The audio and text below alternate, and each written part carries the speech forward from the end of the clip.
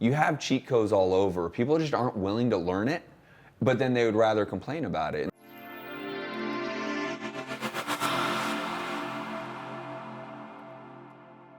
Earlier this year, he had a tax problem, and the tax problem was the amount of money he had to send them. He had the money, but having it and giving it away are two different feelings. You didn't buy a plane? You didn't want to go buy a plane? It was too late.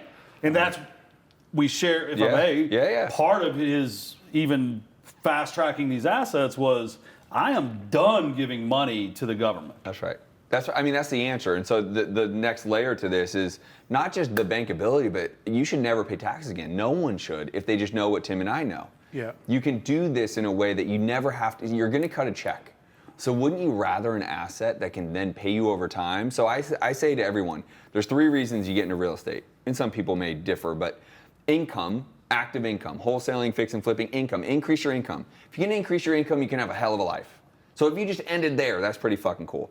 I call profits the second one. Profits is like we're liquidating a storage facility. It's going to be almost a $2 million liquidity event.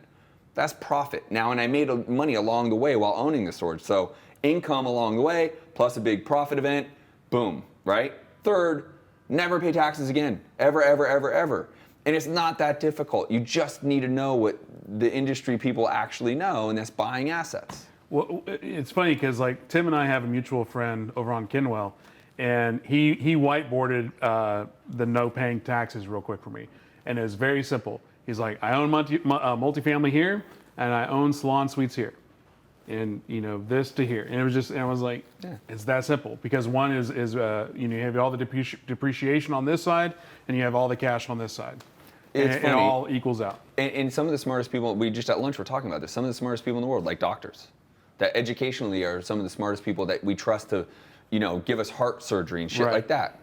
They don't understand the concept. They will make $5 million a year being a heart surgeon, but they're paying, $1.5 million in taxes because they don't get it. They're paying their fair share. I mean, I've literally been asked to speak on non-real estate stages to hit this point home because people who we would look up to idle because of their intelligence and potential income, right? Doctors, like surgeons, make a lot of money.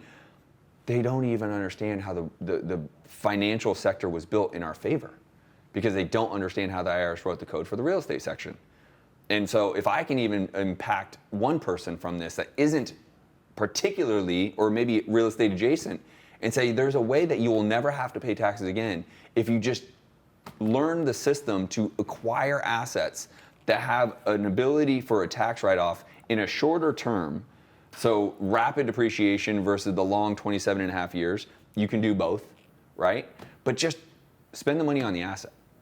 There's one thing, talking about learning the codes and whatnot.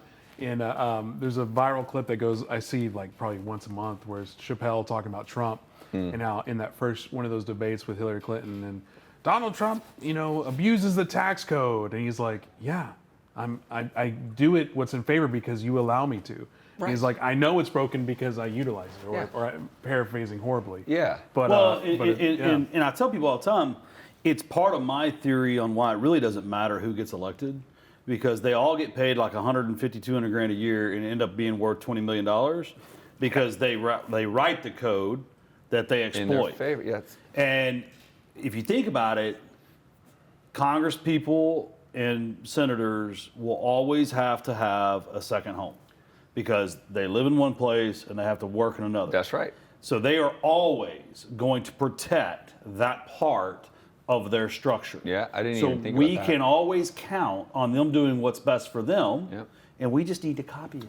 And to that point, and to jump off that, but also to your point earlier, you could sit and complain about it, or just learn the game and play the game. Just learn it. It's not even that. You don't even need a lot of money. That's the point. People are like, well, I don't have $250,000 sitting around to buy these things, or I don't have $100 grand sitting around. You don't need it. I've raised the apartments alone. I've already raised $5 million. I need to raise another $5 million to finish the apartment projects. It's not hard if you just know what to do and you present it in a way that makes sense to the other person, right? And so, again, it's like you have cheat codes all over. People just aren't willing to learn it, but then they would rather complain about it. And that's where you get frustrated. Like someone like myself that's a true educator, and I actually do what I'm educating on. I don't just sell shit.